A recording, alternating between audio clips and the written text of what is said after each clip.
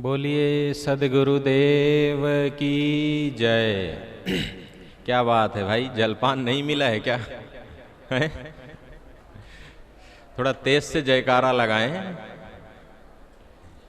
बोलिए सदगुरु कबीर साहेब की जय, संत समाज की जय। धन्यवाद पूजनीय संत समाज, मेरी आवाज़ सुन रहे धर्म प्रेमी बंधुओं, आप लोगों के बीच कुछ देर विचार प्रस्तुत है।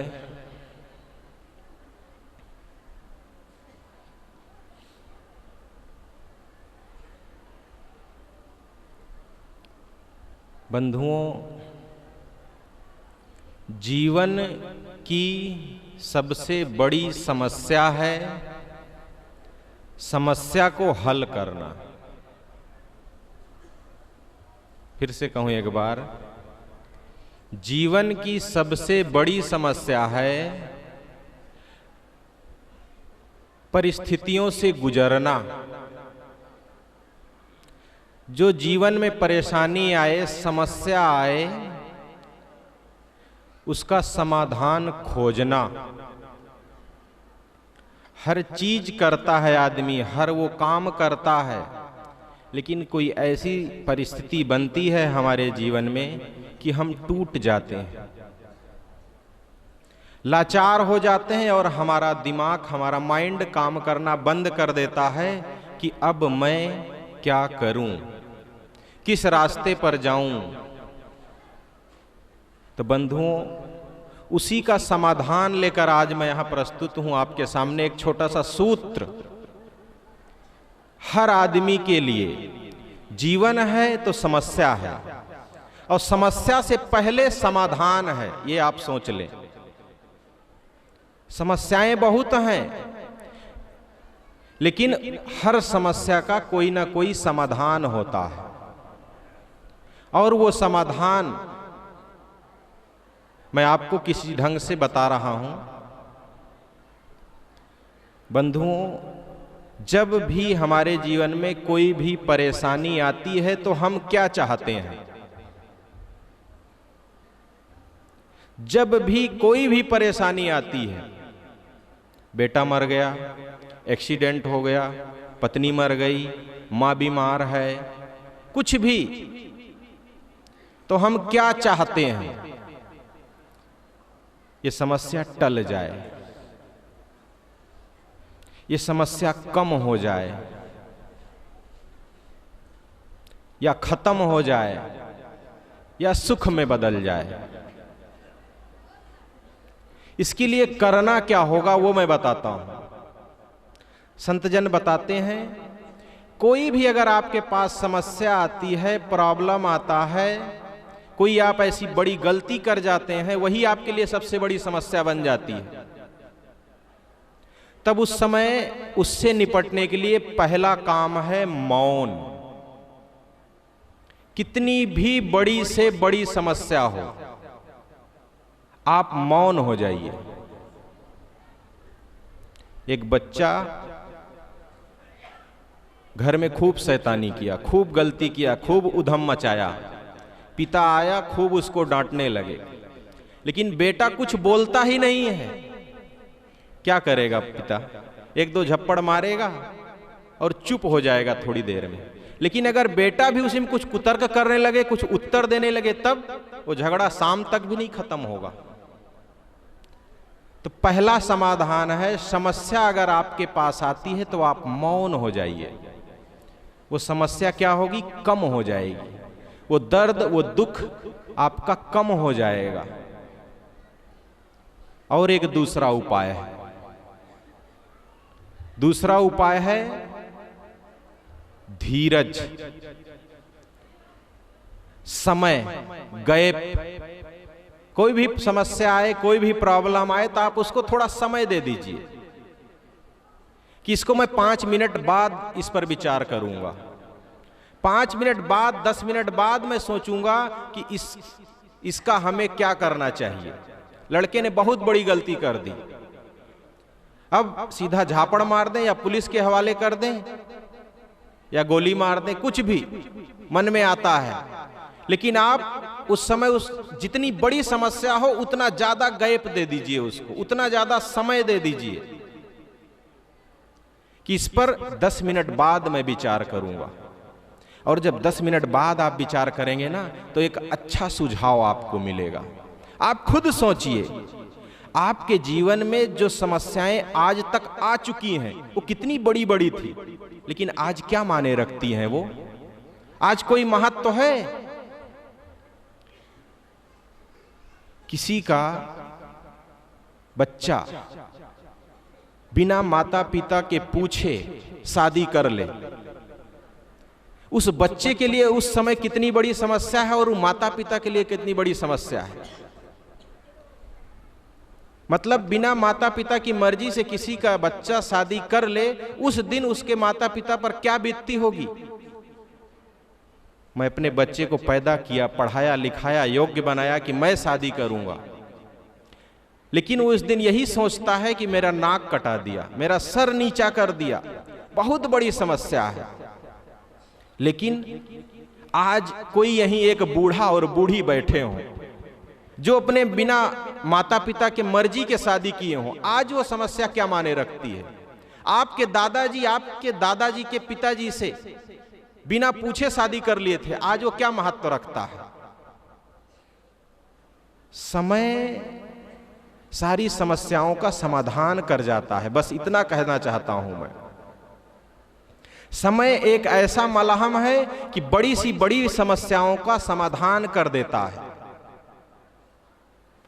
तो बंधुओं, अगर हम धीरज देते हैं, समय दे देते हैं प्रॉब्लम को, समस्या को, तो खत्म हो जाती है समस्या रह ही नहीं जाती है। और एक सबसे महत्वपूर्ण बात, समस्या को सुख में बदलना। संत जन बताते हैं समस्या को सुख में बदलना, ये तो हर आदमी चाहेगा ना। कितनी भी बड़ी समस्या हो उसको आप सुख में बदलना चाहेंगे, वो कैसे होगा? उसका भी उपाय है। उसका उपाय है शुक्रिया का भाव, शुक्रिया अदा करना। शुक्रिया अदा करना बड़ा मुश्किल है, लेकिन मैं एक उदाहरण देता हूं। आप घर से निकले, मार्केट जा रहे थे,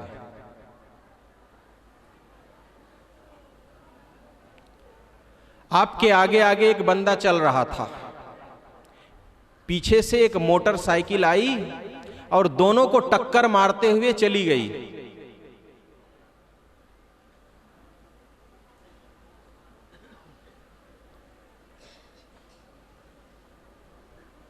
होता क्या है, पीछे से एक मोटरसाइकिल आती है और दो व्यक्तियों को टक्कर मार के निकल जाती है। दोनों व्यक्तियों के पैर फ्रैक्चर हो जाते हैं, लोग उन्हें हॉस्पिटल में ले जाते हैं।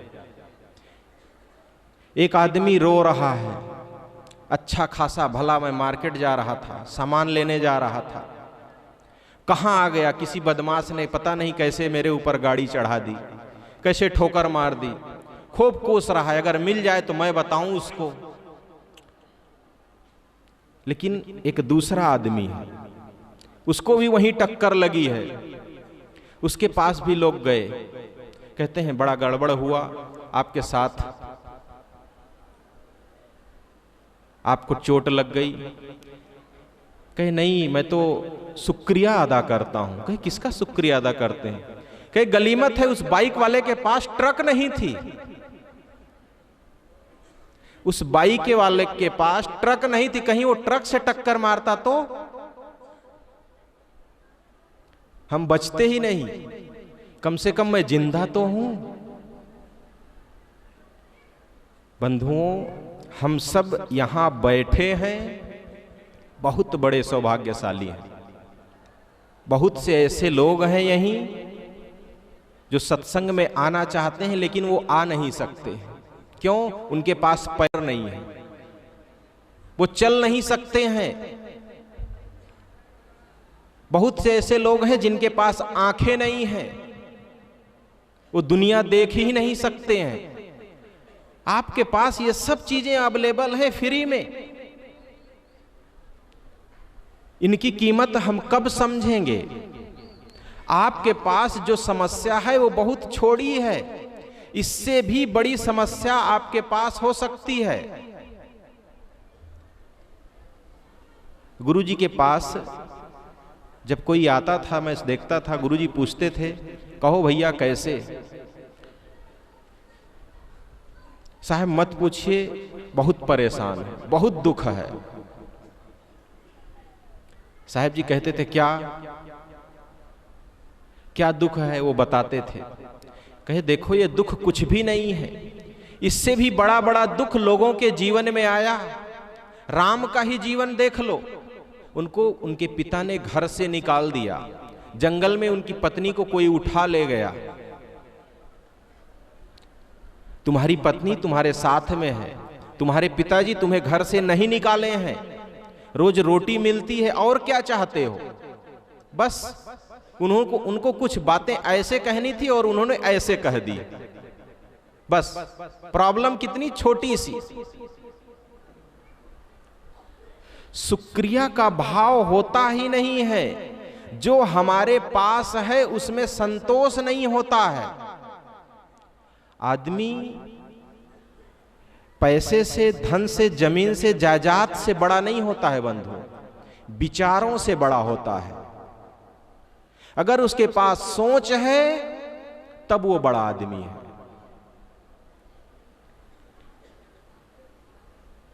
एक घटना सुनाऊं। एक परिवार हरिद्वार की यात्रा पर निकला अपनी 4 व्हीलर से। उसके पास छोटा बच्चा भी था। बच्चा रास्ते में रोने लगा तो उसके पति ने गाड़ी रोकी और एक होटल में गए और कहे भाई दूध मिलेगा? बड़ा होटल आलीशान। हाँ क्यों नहीं। उसके लिए एक पैकेट दूध मंगा दिया गया। दूध आया तो कहे बच्चे को तो इसे दूध पिला नहीं सकते, इसको गर्म करना पड़ेगा, क्या आप गर्म करवा सकते हैं? कहे हाँ गर्म करवा देंगे, लेकिन उसका 50 रुपया और लगेगा। 50 रुपये का आधा किलो दूध और 50 रुपया गर्म करने का। कहे कोई बात नहीं, बच्चा रो रहा है, आप गर्म करवा दीजिए। दूध गर्म करवा दिए। बच्चे की माँ बच्चे के निप्पल में दूध डाली और गाड़ी में बैठे, होटल मालिक को पैसा दिए और चल दिए। जब हरिद्वार के नजदीक पहुंचे, बच्चा फिर रोने लगा, दूध खत्म हो गया। फिर सोचें क्या करें। गाड़ी रोके, लोगों से पूछे भाई यहां कहीं दूध मिल सकता है? आसपास गांव के लोगों ने बताया देखो आगे जाना, एक चाय की दुकान है, उसके पास आपको दूध मिल जाएगा। गाड़ी बढ़ाए, देखे एक झोपड़ी, एक गुमटी में एक आदमी चाय बना बना के बेच रहा था। उस दुकान पर गाड़ी खड़ी की और बताए कि मेरा बच्चा बहुत रो रहा है, इसे थोड़ा गुनगुना दूध चाहिए, क्या मिलेगा? वो कहा हाँ मैडम जी बैठ जाइए, मैं अभी कर देता हूँ। वो दूध गरमाया और बच्चे के निप्पल में भर दिया। उसकी माँ बैठ के वहीं उसको पिलाई और पूछी भैया पैसा कितना हुआ?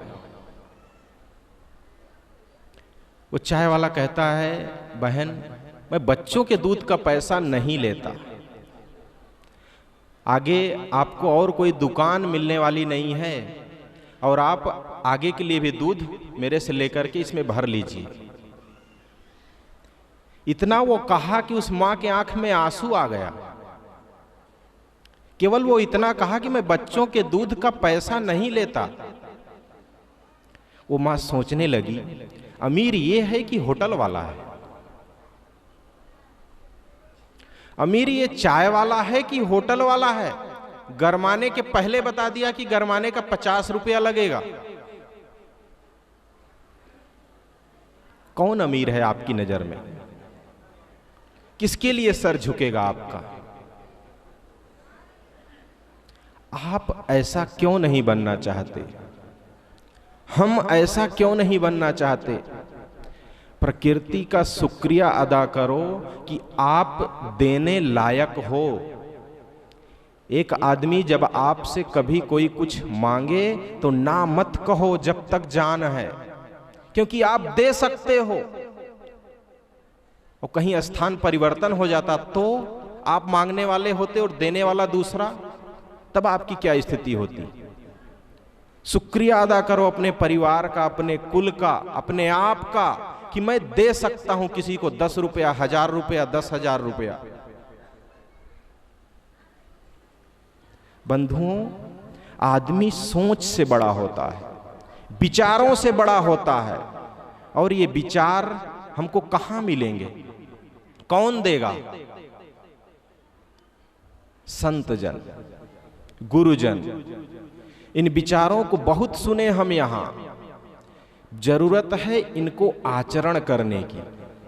जीवन में कोई भी समस्या आए, कोई भी प्रॉब्लम आए, आप घबराएं नहीं। यहां कुछ भी नहीं बचेगा, सब धूल होना है, ये भाव रखें। ना समस्या रहेगी, ना समस्या देने वाला रहेगा, ना जिसके पास समस्या है वो रहेगा। ना रोग ना रोगी, दोनों खत्म। तब क्यों परेशान होते हैं? जब सबको एक न एक दिन धूल होना है, तब चिंता किस बात की जाए? बंधुओं, जरूरत है कि हम अपने आप को विचारों की खुराक दें, विचारों से भरें। विचार ही आपके जीवन में सुख और समृद्धि दे सकते हैं, आपको धनवान बना सकते हैं, ऊंचा उठा सकते हैं। अगर वो है तो केवल विचार और सोच। और ये विचार हमारे पास होना चाहिए कि हर समस्या का समाधान केवल समय है। आप किसी भी समस्या को समय दे दीजिए या शुक्रिया अदा करिए। शुक्रिया अदा करने का तरीका मैं बताया। अगर आपका पैर टूट जाए किसी बाइक से, तो आप सोचिए कि पीछे वाले के पास ट्रक नहीं थी, गलीमत है, मैं बच गया। हमारे श्री रामेश्वर साहेब जी, जिनका इस हाल में, इस मंच में बनाने में बहुत योगदान है, बहुत क्या पूरा उन्हीं का योगदान है। इसी मंच को बना रहे थे,